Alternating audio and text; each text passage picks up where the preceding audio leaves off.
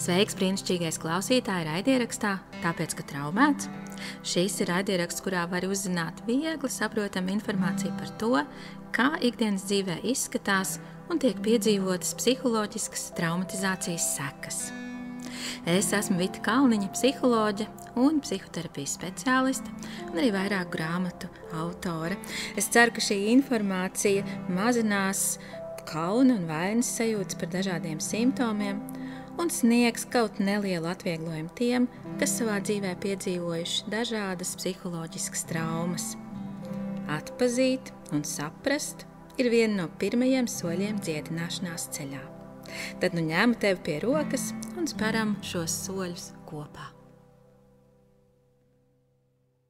Sveiks, brīnišķīgais klausītāji! Es esmu Vita Kalniņa, un šī ir raidieraksta, tāpēc, ka traumēts, 2. epizode, un es šajā epizodē vēlos parunāt par to, kāpēc dažādas tehnikas nedarbojas, un ar tehnikām es šajā gadījumā domāju dažādas pašpalīdzības tehnikas vai dažādi instrumenti, metodes, kas dažiem cilvēkiem var strādāt brīnišķīgi un tiešām ļoti viņu dzīvē palīdzēt un palīdz uzlabot viņu dzīves kvalitāti, palīdz sasniegt dažādus viņu mērķus.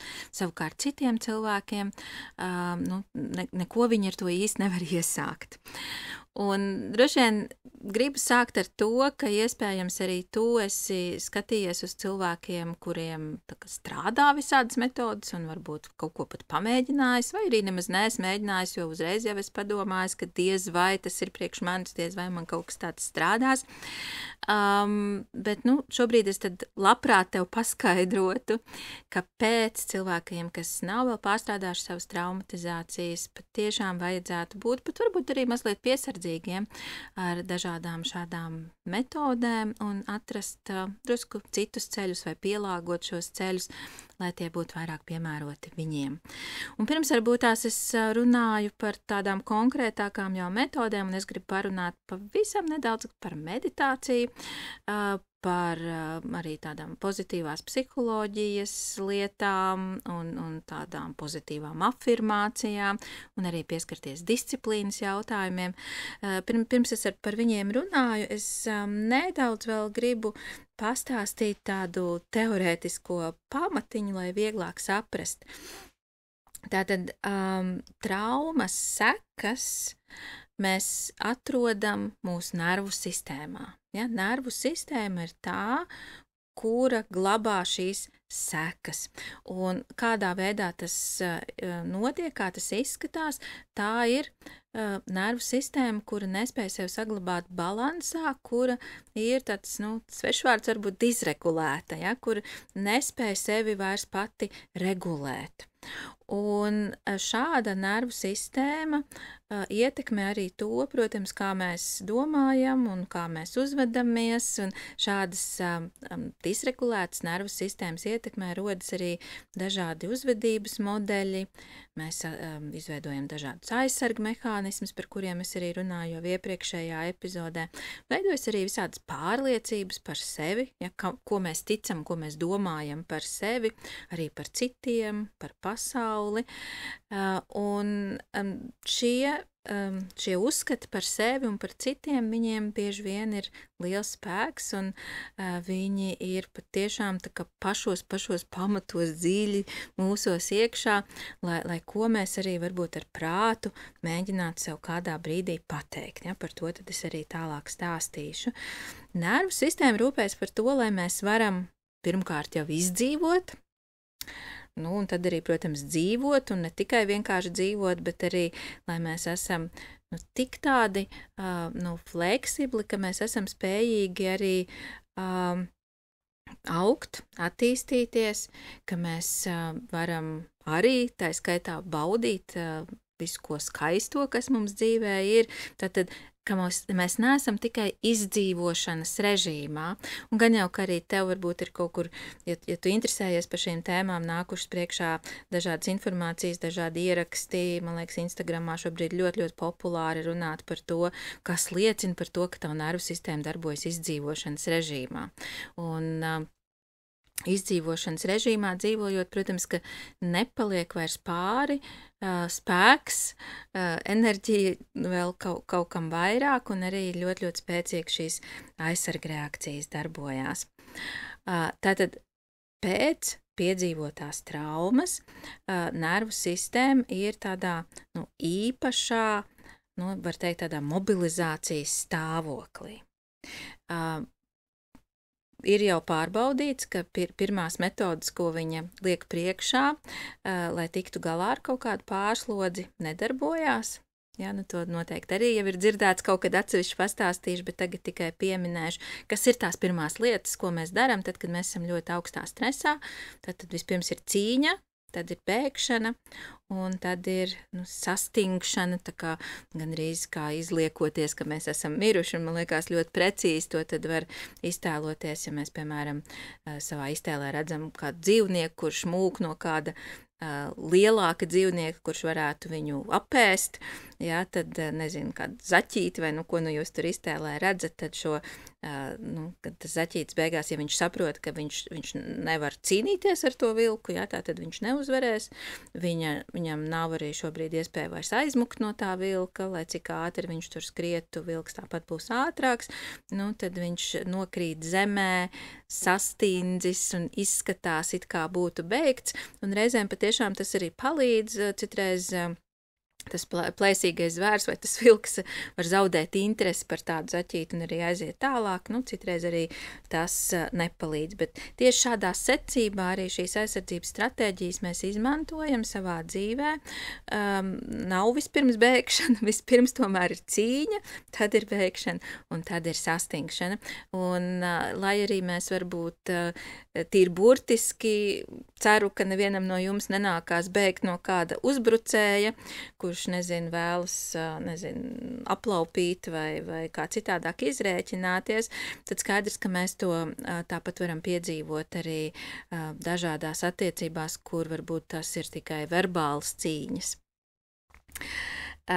Ja šī lieta nebeidzas ar pozitīvu risinājumu, tā tad ir izmēģināts cīņa, bēgšana, sastingšana, tad nervu sistēma paliek šajā ļoti, ļoti augstajā uzbudinājuma stāvoklī. Ja? Tātad viņi ir tādā mobilizējusi maksimālus savus resursus, visaugstākais tur ir uzbudinājums, un šajā gadījumā, protams, nervu sistēma, tas ir arī ķermenis paliek šajā paaugstinātā uzbudinājuma stāvoklī, un ja mēs esam šādā stāvoklī, tad arī visi mūsu iekšēji orgāni funkcionē savādāk nekā tas būtu, ja mēs būtu atslābuši, savādāk darbojas vielmaiņa, protams, ka savādāk arī darbojas mūsu spēja kaut ko uztvert, analizēt, izdomāt, un arī kaut ko iemācīties. Ja? Ir ļoti, ļoti grūti kaut ko iemācīties vai apgūt, ja mēs esam šādā augstu uzbudinājuma stāvoklī. Tas tāds drusku ievads arī tam, ko es tagad tālāk stāstīšu par šīm tehnikām. Pirmkārt, jā, ar ko tad es gribēju sākt, par meditācijas pieredzēm.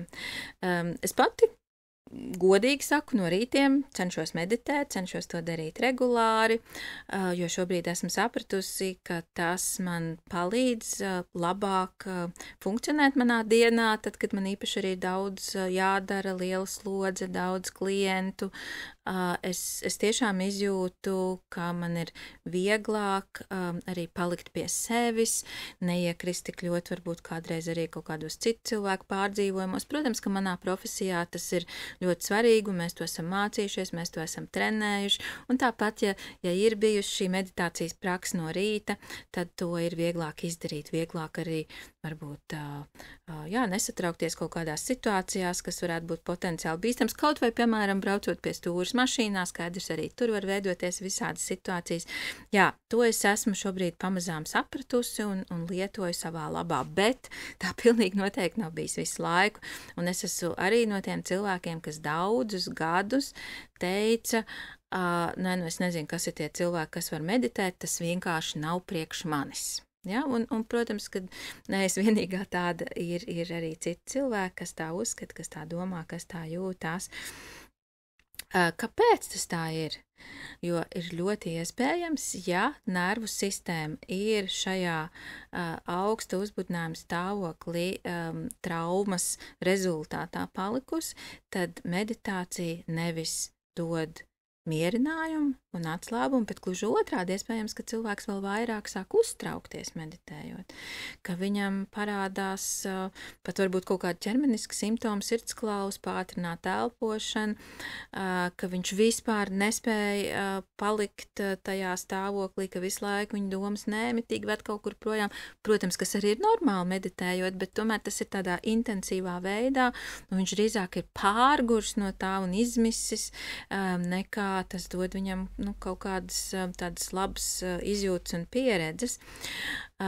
Un reizēm cilvēki pamēģina, varbūt pat tikai pavisam nedaudz pamēģina, un jau viņiem ir tāda sajūta, ka tur nebūs galīgi labi, un tad ir tik daudz iespēju, kā izvairīties, ja, un reizēm, jā, es noteikti rīt sākšu, un noteikti mēģināšu, un man vajadzētu atkal to, bet tā arī tas tiek atlikts, un tā arī viņš līdz tam nenonāk. Kāpēc es šo stāstu? Man ir tiešām patiesa cerība, ka tie klausītāji, kas šo klausās, varbūt varētu arī sākt beidzot uz sevi skatīties ar lielāku pieņemšanu un lielāku laipnību tajos brīžos, kad viņiem neizdodas darīt lietas, kuras it kā viņiem vajadzētu darīt savā labā. Un es tiešām zinu, cik ļoti daudz cilvēku sev to pārmet, un kā viņi sevi kritizē, un kā viņi sevi kaunina un jūtas vainīgi, un tad viņiem ir arī kauns, varbūt, nezinu, pat ja viņš nāk terapijām, kauns pat stāstīt, jā, kad atkal viņš nav pamēģinājis, atkal viņš nav izdarījis. Es tiešām ticu, ka katrai šai nedarīšanai ir kāds nopietns pamatojums, kas slēpjas tavā nervu sistēmā, un šobrīd tās ir aizsardzības stratēģijas, kuras ir spēcīgākas par to, jā, it kā gribas spēku, vai ne, kad vajadzētu to darīt, un es uzskatu, ka nevajag sevi laust un nevajag sevi piespiest šajās lietās, pat ja reizēm liekas, jā, ka tikai caur tādu laušanu būs tur kaut kāds ieguvums.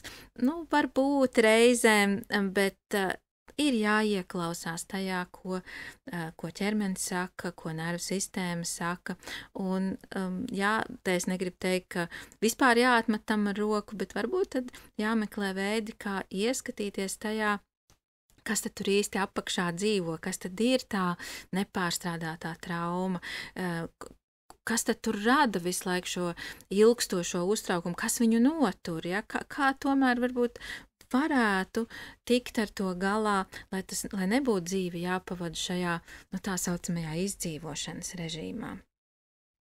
Viens no veidiem, kā to var darīt, piemēram, tieši domājot par meditāciju, tas, kas palīdz cilvēkiem šādā gadījumā, ir, ka viņi pamēģina nevis tik ļoti pievērsties sev iekšēji, ieklausīties sevī, ja, savā elpā, kas manī notiek iekšā, bet gluži otrādi darīt kaut ko, ko mēs mūsdienās varbūt saucam vairāk par apzinātības vingrinājumiem.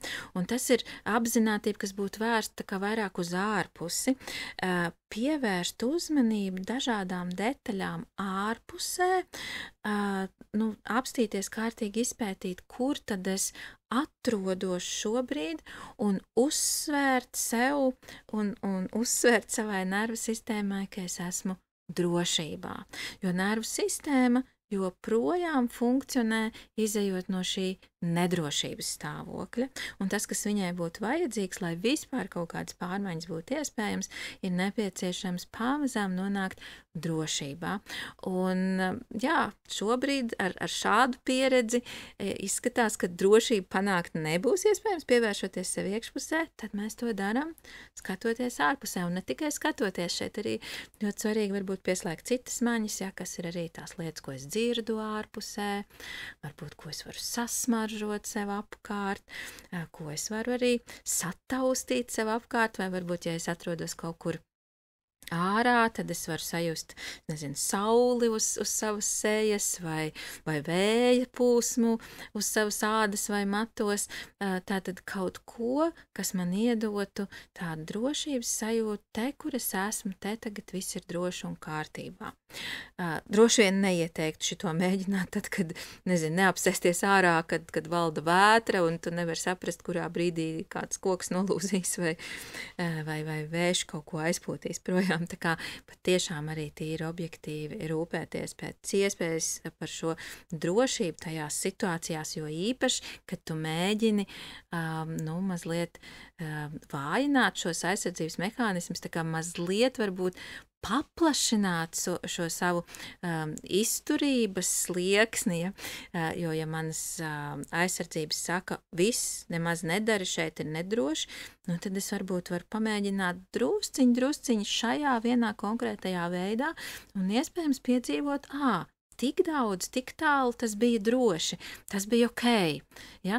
Un man ir jau viena jauna pieredze, kas ved man varbūt pussolīt jau tuvāk kaut kam, kur es gribētu kādreiz pēc laika pamazām nonākt. Nākamā tāda metode vai tehnika, par kur es gribu runāt, tātad ir šī pozitīvā domāšana vai pozitīvā psiholoģija, pozitīvās afirmācijas, kas arī ir ļoti, ļoti modernas mūsdienās. Tagad jau gan laikam bišķiņ man pat liekas sāk iziet no modes, bet joprojām tiek popularizētas un daudz kur lietotas. Ja cilvēkam fonā ir nepārstrādāta traumatiska pieredze, tad ir svarīgi saprast, ka ar gribu un apņemšanos vien te nepietiks. Ja?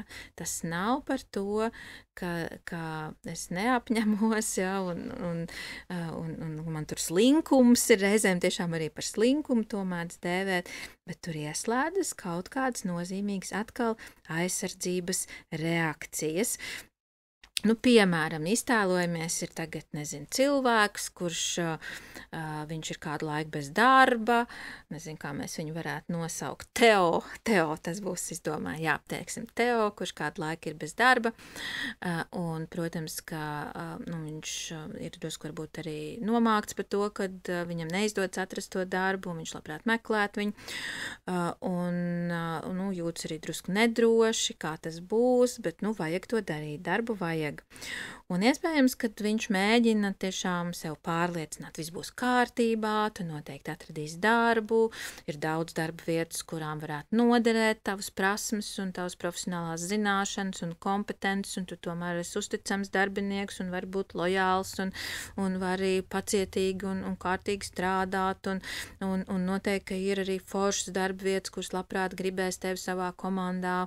Tātad, iespējams, viņš dara visu to, lai pārliecinātu sevi, ka būs labi, ka vajag mēģināt, un gan jau viņš sasniegs to mērķi, pēc kura viņš ilgojas.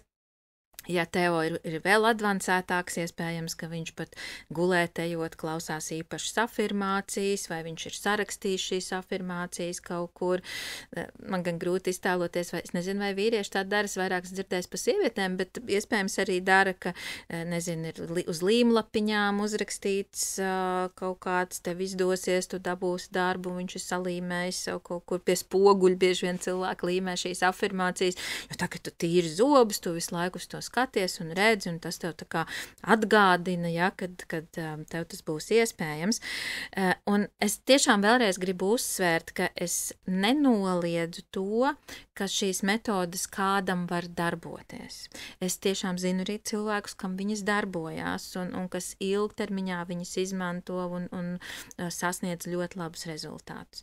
Bet, ja mēs domājam par Teo, tad Teo, diemžēl, ir uzaudzis tādā ģimenē, kur viņa vecāki īpaši neizrādīja viņam tādu pieņemšanu, sapratni, atbalstu. Viņi arī paši nebija diezko varbūt augstiem mērķiem dzīvē, bet savam dēlam jau no agras bērnības viņi teica, ka no tevis jau nekas nesanāks, tu neesi ne gudrs, ne varošs, ne spējīgs, un tad, ja viņš kaut ko vēlējās, viņš kaut ko vecākiem prasīja, būtībā viņi deva viņiem saņem visu laiku to vēstījumu, tev nekas nepienākās. Tev nekas nebūs, vienkārši tāda ir dzīve, ja? Tad samierinies, šitā ir. Un iespējams, ka kaut kas no tā visa ir visticamāk nogulsnējies kaut kur dziļi Teo apziņā, kā tādas pārliecības, arī, ko mēs mēdzam saukt tādi limitējošie priekšstati viņam par sevi un par dzīvi, piemēram, šajā man nekas nepienākas un man nekas nesanāks. Un tā kā šie uzskati ir izveidojušies jau ļoti agri un pārsvarā arī ļoti spēcīgi nostiprinājušies, jo lielākoties tas nav tā, ka vienreiz kāds viņam šito ir pateicis. Lielākoties tā ir bijusi attieksme, kas gadiem ir tāda bijusi, kas ir saglabājusies un varbūt tieši tādiem vārdiem vai drusku citādiem. Viņš to ir dzirdējis, piedzīvojis un noticējis, ka tāda ir dzīve, un varbūt, ka pat viņš apzināti šobrīd to nevar nemaz nevienam izstāstīt vai pateikt, bet viņa apziņā tas ir ļoti dziļi nogulsnējies. Un tagad iztēlojamies, ka Teo ar visām šīm foršajām savām afirmācijām un visu to pozitīvo domāšanu, kur viņš tiešām ir izlasījis, ka tā jādara, un grāmatās tas ir aprakstīts, un kursi visādi tādi ir, ka tā ir jādara, varbūt viņš pie kouča vēl ir aizgājis, atkal negrib nomelnot nekādā ziņā kouču darbu, jo es pat esmu gājusi pie koučiem noteiktās dzīves situācijās, lai sasniegtu noteiktus mērķus un rezultātus, man tas ir arī palīdzoši bijis. Bet kas ir specifiski, ja koučam tomēr nav arī izglītība, kas ir saistīta kaut kā ar psihoterapiju vai traumu terapiju, nav pietiekama informācija par traumām, tad iespējams, ka strādājot ar tām pašām metodēm, kas ir piemērotas cilvēkiem, kas nav tik ļoti traumatizēti vai ir jau pārstrādājuši savas traumas, ar tām pašām metodēm strādājot ar traumatizētiem cilvēkiem, viņi strādā, pilnīgi pretēji, ja, īstenībā vēl vairāk apgrūtina šī cilvēka dzīvi. Un ja Teo tagad visu šito ir darījis, un kouč arī viņu ir sastiprinājis, un viņš ir ar lielo pārliecību, un tagad, viņš ies, teiksim, uz to darba interviju, kur, viņam ir piedāvāta, tad tas ļoti iespējams, kas notiks tajā mirklī, kad, protams, darba intervija pat pa sevi jau ir drusku kaut kas satraucoši, tātad nervu sistēma jau tā viņam ir paaugstinātā stresa līmenī, te vēl papildus stresors nāk klāt, un ko nervu sistēma dara, viņa ļoti, ļoti labi dara savu darbu, viņa izmet ziņojumu kaut kur iekšēji, ja to ziņojumu kaut kur tāds uzrakstīņš iekšēji parādās. Halo, Teo, te ir briesmas, te ir tagad briesmas, kaut kas nebūs tā, jo tev īstenībā nekas nepienāks, tev īstenībā nekas nesanāks, un ko dara nervu sistēma, viņa aktivizē aizsardzības stratēģiju. Kas klasiski varētu būt aizsardzības stratēģija šajā situācijā, ja, ka parādās tātad kaut kādas bailes. Parādās bailes, un lai cik ļoti es sev esmu tajā, vai Teo ir sev stiprinājis, tajā mirklī viņš netiek tām bailēm pāri, un varbūt pat tajā darba intervijā viņš tur sāk svīst, un varbūt pat, ejot uz darba interviju vai braucot uz darba interviju, viņam parādās panikas lēkme. Es tagad tā pavisam melnu visu to mālēju, ja, iespējams, ka tā ir vienkārši maigāka trauksme, bet tomēr bailes tādā vai citādā izpausmē, jo apakšā ir šī nepārstrādātā trauma, un nervu sistēma turpina Teo sargāt, lai viņam nebūtu jāpiedzīvo lielas sāpes, vēl lielākas sāpes, lai viņam nebūtu jāpiedzīvo vilšanās, noraidījums, jo, ja viņš tiek brīdināts, labāk nē, jo tāpat tev tur nepaņems, tad taču viņam nav jāpiedzīvo tas, ka viņu patiešām nepaņem, un viņam pasaka, nē, īstenībā tu mums nedara, tu neesi pietiekami spējīgs. Skaidrs, droši vien tik burtiski neviens arī to nesaka mūsdienās, bet tas vēstījums jau tur apakšā ir. Jā, traumas noteiktos aizsardzības mehānismus, kā bailes, piemēram, šajā gadījumā, salauzt ar varu vai apņēmību vai gribas spēku īsti nav iespējams. Un es, diemžēl, esmu arī kādreiz saskārusies ar cilvēkiem, kur to ir mēģinājuši un noveduši sevi tik milzīgā pārslodzē, ka tas ir apdraudējis nopietni jau viņu veselību, ja, ka tie simptomi ir bijuši tik spēcīgi, ka tiešām arī tas ir kļuvis kaut kā bīstami. Tāpēc tas, ko man grib šeit teikt, lūdzu, arī tad, ja tevi interesē visādi šīs prakses, kas saistīts ar pozitīvo domāšanu, pozitīvo psiholoģiju, apzinies arī un respektē savus aizsardzības mehānismus un skaties visās situācijās, nevis kā tu varētu sevi izgrūst no komforta zonas. Ja? Tas arī tagad ir modē, visu laiku izgrūst no komforta zonas. Es arī tikko iepriekš teicu, ka mazlietiņ jau mums būtu jāplašina tā sava komforta zona vai arī profesionāls termins tolerants sloks noteikti. Par to man arī atsevišķi jāparunā. Bet tas būtu jādara ļoti maziem pakāpeniskiem solīšiem tā, lai mēs sev pārmērīgi neizaicinātu un nepārslogotu savu nervu sistēmu. Ja mēs sevi grūžam ārā kaut kādā tādā pārmērīgā intensitātē un vienlaikus tur ir šī jau fonā esošā pārslodze, tas ir bīstami. Svarīgākais ir rūpēties par to, lai tava drošība tomēr būtu saglabāta. Skaidrs, ka no vienas puses drošība var saglabāt arī pilnīgi neko nedarot, vai ne? Tas arī nebūtu tā kā droši vien tas īstais risinājums, ja tu vispār gribi dzīvot kvalitatīvu dzīvi. Jā, bet tie būtu tie ļoti, ļoti mazie saudzīgie solīši, un tomēr iespējams arī kāda profesionāļa vadībā, kurš zina, kā darbojas traumas, kādu iespēju viņas atstāja, un ka tiem cilvēkiem vienkārši ir jāizvēlas citādākas metodas savā dzīvē.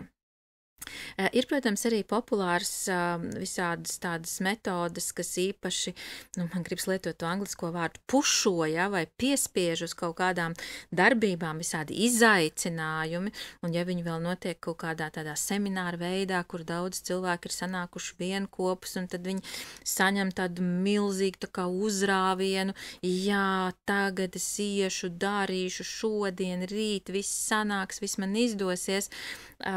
No vienas puses, it kā tajā brīdī varbūt liekas, jā, nekas nav neiespējams, jo tur tiešām šādos pasākumos arī var dabūt tādu, enerģiju, kur it kā mūs tā kā pavirz uz priekšu un panes uz priekšu tajā visā procesā, bet tā enerģija ir drīzāk tāda arī ļoti ar spiedienu, ja tāds ļoti liels spiediens tas ir, tā nav tāda mierinoša enerģija, kura būtu svarīga, lai varētu notikt lielas pārmaiņas. Un to tad atkal es gribu atgriezties pie tā arī, ko es sākumā runāju, kad nervu sistēma, kura ir pārslodzē, viņa nav spējīga integrēt sevī arī kaut kādas jaunas pieredzes, apgūt kaut ko jaunu, pārstrādāt kaut ko, ir vajadzīgs nonākt tādā mierinošākā stāvoklī, mierinošā enerģijā. Tāpēc arī šādas metodas un ar šādu sajūtu, ja cilvēks būs izgājis no tāda semināra, tas nesaglabāsies ilgi, tas noplaks, un par ko man atkal ir ārkārtīgi žēl, es esmu dzirdējusi un arī dažus cilvēkus tādus satikusi, kuri sevi nenormāli pēc tam vaino par to un pārmet. Es taču biju uz tādu semināru, es samaksāju milzīgu naudu, es tiešām darīju visas tās metodas, kas jādara. Es ticēju, ka man sanāks, un tagad es esmu turpat, kur es biju, varbūt pat ne tur, kur es biju, bet iekritu vēl dziļāk, jo es pavisam jau zaudēju sev ticību. Ja es nemaz nebūtu vēl mēģinājis, ja, tad man bija kaut kur vēl cerība, pamēģināšu, beidzot saņemšos, un tad sanāks. Bet kur es pamēģināju, un man galīgi nepavisam nesanāca vēl izšķiesta nauda, izšķiests laiks, un es esmu kaut kāds lūzeris, neveiksminieks, ja, kurš vispār ar savu dzīvi netiek galā. Un tad, kad šādi cilvēki par sevi domā, tad, kad šādi viņi par sevi runā, man patiešām ir ārkārtīgi žēl, jo tas nav par to, ka viņi būtu kaut kādi sliktāki vai nepareizi cilvēki vai kaut kādi cilvēki kaut kādiem, trūkumiem un nesalabojami cilvēki. Nē, pavisam noteikti nē. Viņi vienkārši ir cilvēki, kur joprojām ir nepārstrādātas traumas varā vai gūstā, un viņiem šādas metodas nav piemērotas. Ja, tātad viss, kas radīs spiedienu, vēl vairāk uzbudinās nervu sistēmu, tā nonāks vēl lielākā stresā un drīzāk apdraudēs, nekā radīs situāciju, kur ir iespējams pārmaiņas. Un tepat līdzās arī tad vēl pavisam nedaudz par disciplīnu. Arī disciplīna tā ir forša lieta, vajadzīga lieta, un es noteikti gribu teikt, ka daudziem cilvēkiem ir svarīgi, ka viņi disciplinē sevi, ka viņiem ir kaut kāds ritms, režīms, ka viņi dara noteiktas lietas, kas viņiem palīdz ikdienā justies labāk, ka viņi neļauj sev atkāpties tajā.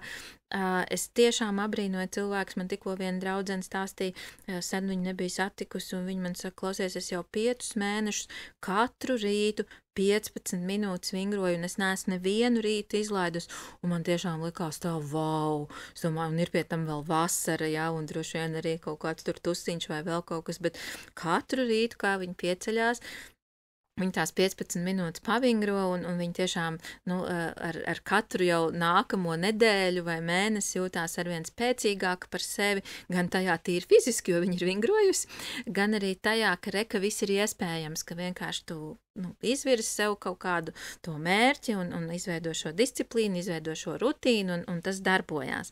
Bet tāpat laikā tas atkal nedarbosies visiem, jo disciplīna tas ir kaut kas, kas nāk no galvas, ja, ka mēs pieņemam lēmumu, apzinātu lēmumu, un tad mēs darām saskaņā ar šo lēmumu.